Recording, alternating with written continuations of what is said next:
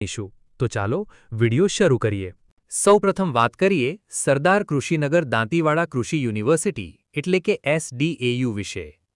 આ યુનિવર્સિટી બનાસકાંઠા જિલ્લાના દાંતીવાડા તાલુકામાં આવેલી છે અને ગુજરાતની સૌપ્રથમ કૃષિ યુનિવર્સિટી માનવામાં આવે છે।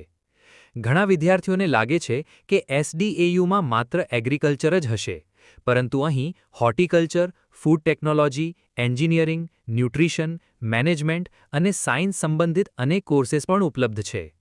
CP કોલેજ ઓફ એગ્રીકલ્ચરમાં વિદ્યાર્થીઓને ખેતી, પાક ઉત્પાદન, માટી વિજ્ઞાન અને કૃષિ સંશોધન અંગે પ્રેક્ટિકલ શિક્ષણ આપવામાં આવે છે।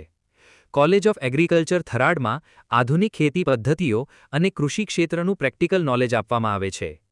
College of agriculture Bhuj Kutch વિસ્તારના વિદ્યાર્થીઓ માટે મહત્વપૂર્ણ કૃષિ કોલેજોમાંની એક છે।